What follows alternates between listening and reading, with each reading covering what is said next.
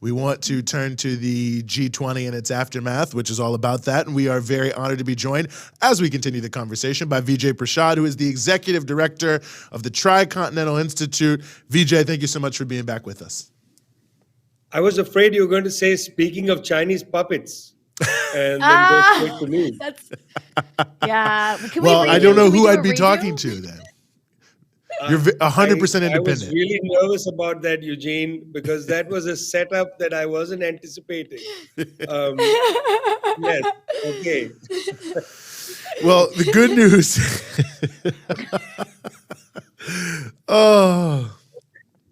The good news is whatever accusations that are made, at least it's because you're relevant, and that's what's important. They never come after you if you don't have anything good to say. Well, sorry. Okay. Yeah. Listen, Vijay, you'll have to forgive me. You'll have to forgive me, Vijay. It's so late for me that I keep people are making fun of me in the comments. I yawned. I'm really sorry. I'm 7 hours ahead. It's very late for me. I'm getting back into the hang of doing this at night. But we did just have the G20, which is what you're on to talk about. So why don't you give us a little idea of what I guess your overall summary analysis of what came out of this particular G20 meeting. I mean, there was of course certain things that happened, certain interactions that happened that were quite cartoonishly pleasing and funny in many ways, but also speak to a broader context of what this means as the global order changes. Well, if you don't mind, let's go back to the origins of the G20, the group of 20 countries, because I feel that gets neglected sometimes. In 1974, the Western states plus Japan came together to create the G7, the group of seven. Basically, they formed the G7 to attack the new international economic order, which had just passed in the UN General Assembly, which came from the non-aligned states, given a lot of power by the oil weapon wielded in 1973. The group of seven, in fact, was a reaction to the arrival of a kind of anti-colonial dynamic in many states in the United Nations. Well, group of seven went along from 1974 until about the global financial crisis in 2007, at which point the G7 countries, finding themselves really on the back foot, decided to welcome other states into a much bigger platform, the G20. The G7 countries went begging to China and India, asking them to provide liquidity into the world system, saying that, look, if you do this for us, then we're going to wrap up the G7 and establish the G20 as the effective executive of world affairs, to go around the United Nations General Assembly. Well, the G20 was born. Unfortunately, after the Western countries decided that they had weathered the storm of the financial crisis, they didn't close down the G7. The G7 represents 10% of the world's population. Important to recognize that, although controls 50% of the world's wealth. They didn't wrap up the G7, they keep it intact, but they also kept the G20 going as a kind of stepchild. So this was the G20 meeting in Bali, Indonesia. Not much came of it, to be honest with you. It didn't actually advance many of the major issues, the dilemmas of humanity that are plaguing the planet. On the other hand, some important things did happen. Perhaps the most important event at the G20 was that Xi Jinping of China met for many hours with Joe Biden of the United States. Now, this is very important because between the last real meeting of these two countries, United States and China, which took place really before the pandemic set in, before the last major meeting, there's been a great deal of tension. In fact, the United States has imposed a kind of tension-ridden new Cold War against China since President Obama was in the White House. It was important, therefore, for Xi Jinping and Biden to meet and effectively say, let's not pursue this Cold War situation. In fact, the Chinese don't have to pursue the Cold War situation because they didn't actually participate in it. It was entirely imposed by the United States. Very interestingly, also at the G7, Australia's relatively new Prime Minister, Anthony Albanese, also talked about how they cherish the relationship with China and so on.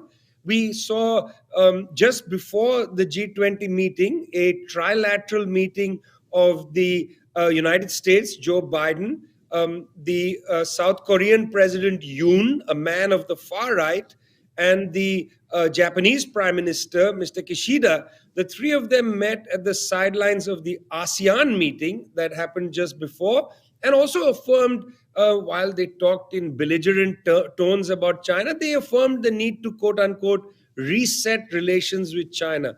I think what's happened is that whereas earlier in Obama, in Trump, and in Biden as well, there was this idea that you could sort of barrel headlong into the Chinese, intimidate the Chinese to basically withdraw the economic and technological advancements.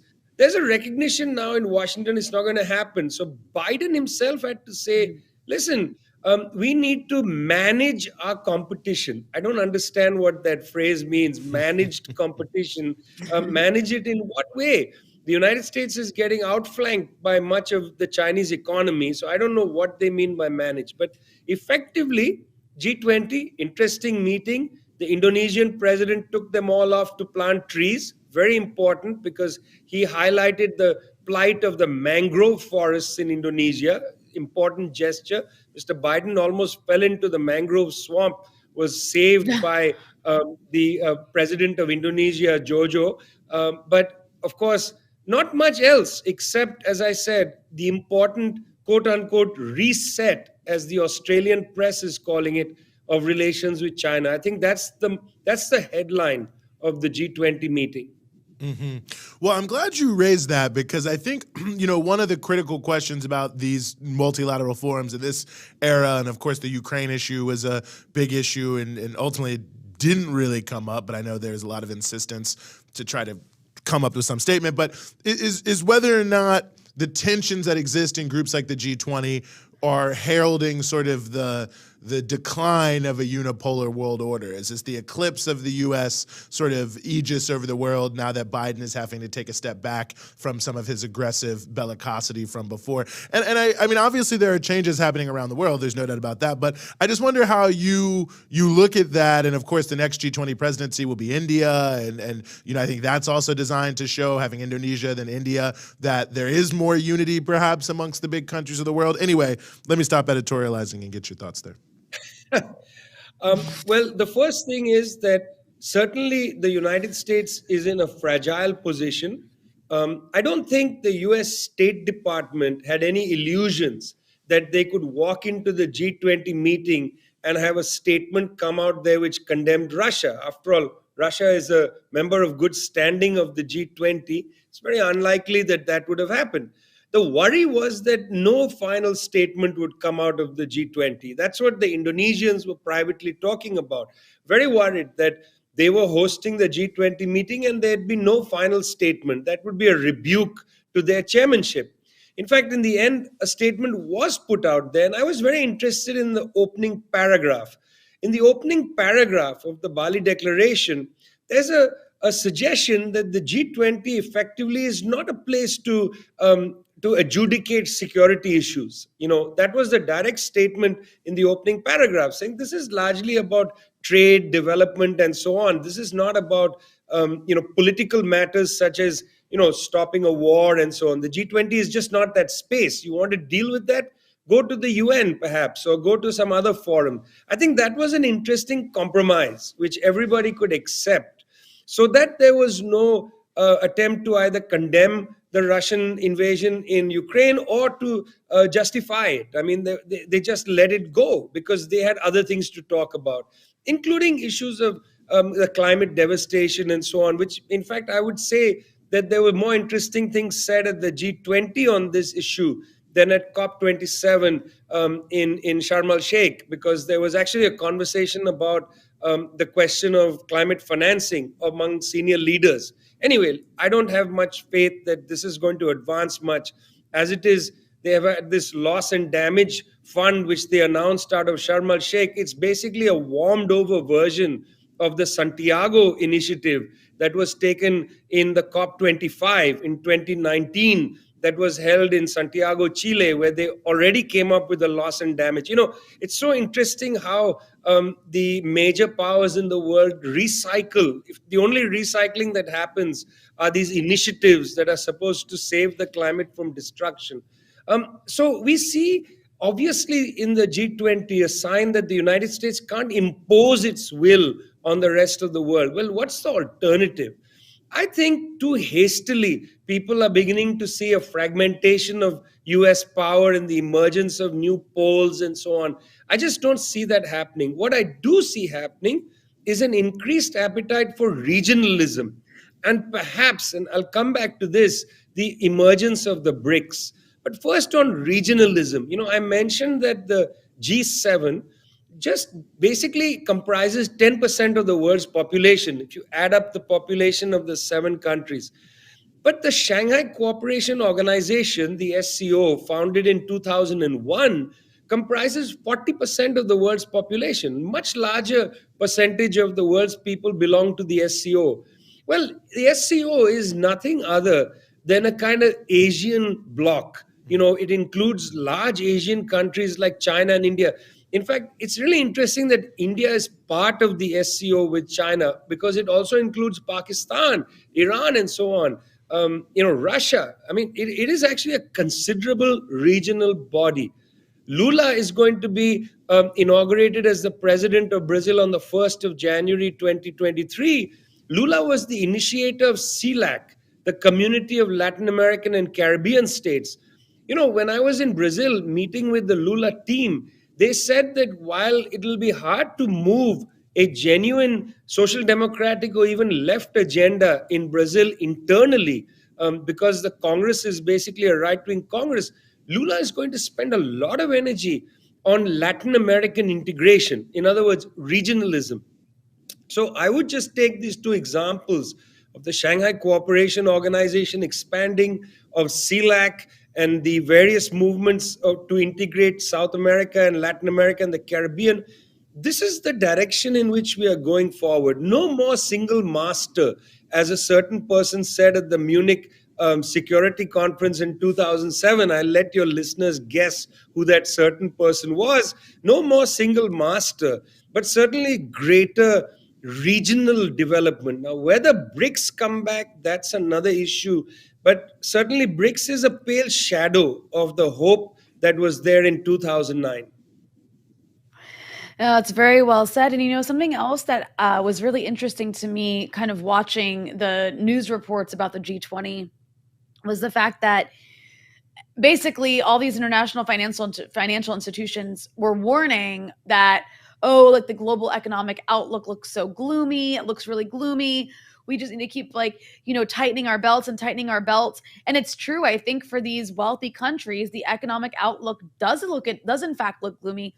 And it's just interesting to see that they were so busy talking about Russia, they didn't even offer any ideas of how to deal with their own economic problems. I mean, Europe is facing I don't know if they might already be in one, or they're likely going to be in a recession. And while they've temporarily fixed, or not temporarily, postponed the inevitable with having gas shortages by storing up enough for the wintertime, that's not going to last forever. They don't have alternatives in place. It kind of seems like these countries are almost either in denial or just kicking the can down the road. Well, that's, quite correct. I'm not sure that they're in denial. I think they know exactly what's happening. And the reason we know that they know what's happening is that they've been saying so. I mean, they are in a serious, either short-term or medium-term problem. The sabotage of Nord Stream 2 is actually ruined one of the principal pieces of infrastructure that allowed Europe to get reasonably priced energy, and therefore not have to restart coal-fired plants in Germany or to restart nuclear in several countries and so on. The fact that Nord Stream was so badly damaged, I don't know how long it'll take to repair that pipeline if the Russians or others are willing to repair it. Russia has found customers for its natural gas in China, in other countries in Asia, including India, of course, not natural gas, but oil. I don't know if they'll even bother to resupply the European economy. I'm not sure. It's a question European leaders should be asking themselves. They've basically priced themselves out of the market. There is a recession. It's already there. Already many countries have had third quarter growth rates go down, and that's a technical definition of a recession. This, of course, predates the Russian entry into Ukraine on the 24th of February of this year. It predates it.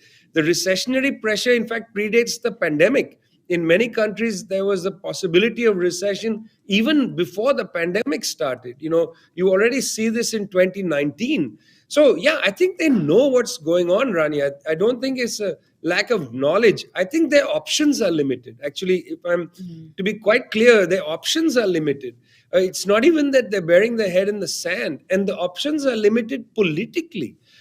Because politically, it's actually quite possible for the United States and others to initiate pressure on the Ukrainian government to come to the table with the Russians. You see, right now, the Russians and the Ukrainians could easily come up with a deal. I looked at Volodymyr Zelensky's 10-point plan that he put on the table. This actually resembles bits and pieces of Minsk II, which the Russians say they are committed to. In April of this year, Russia and Ukraine came to an interim agreement under the auspices of the Turks.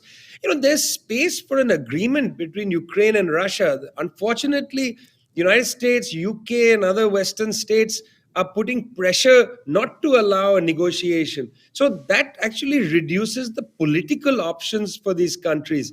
They are stuck with recession unless they are able to come to terms with the fact that Russia is a real country. It exists on the borders of Ukraine. It's going to have to remain there. Ukraine and Russia are going to have to come to terms with each other.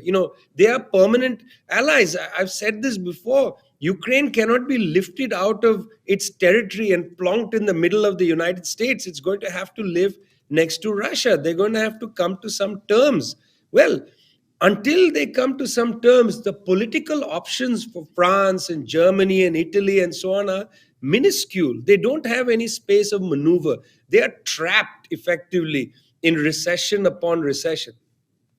Well, Vijay, I'm so glad you brought out this issue of the options as well. And I mean, it almost feels like this existential desire to weaken Russia, weaken China, to prevent the sort of Eurasian thing coming together. I mean, I know as a materialist, I'm supposed to root everything in the current realities of capitalism, but it's hard not to think about how the biggest kind of evil boogeyman in Western sort of lexicon history is Genghis Khan. And, what did Genghis Khan do? We know certainly united Eurasia, not to the benefit of Europe. And it just feels like it's almost this existential, almost like suprafactual fear that exists about the possibility of greater Eurasian integration for these nations in the West that has trapped them in this myopic policy world. Well, what's interesting about that is that the European Union, about 3 years ago, just before the pandemic, started discussing Eurasian integration.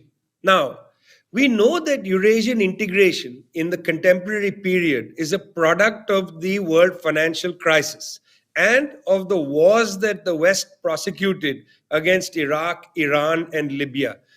Basically, they cut off Europe from perfectly decent sources of energy in North Africa and West Asia. And therefore, Europe, but particularly Germany, became more and more reliant upon Russian energy sources. That was one facet of integration. The second is after the financial crisis, Western capital essentially descended into the bowels of illicit tax havens.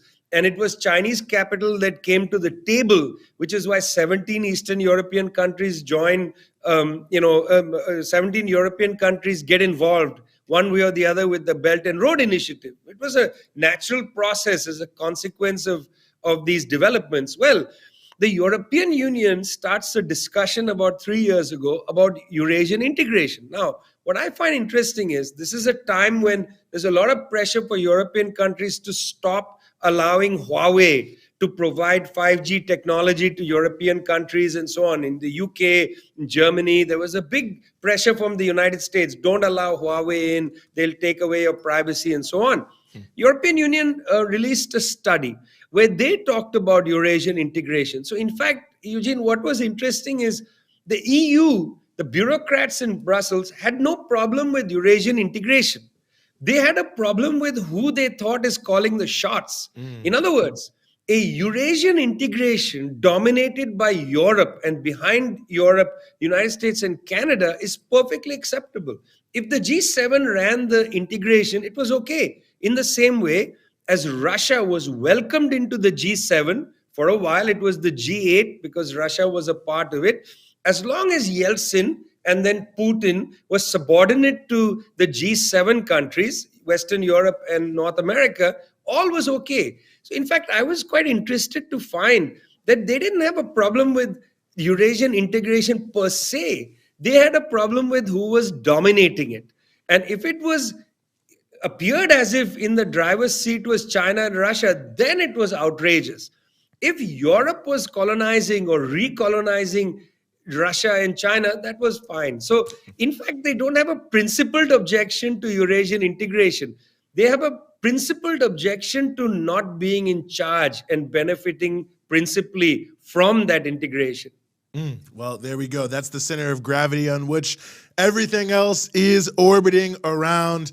As always, Vijay bringing great clarity to the eddies and currents of all the global situation. And of course, Tricontinental dossiers and newsletters are required reading for anyone who really wants to follow this. But of course, Vijay Prashad, Executive Director of the Tricontinental Institute, thanks for joining us. Thanks. Bye. Of course.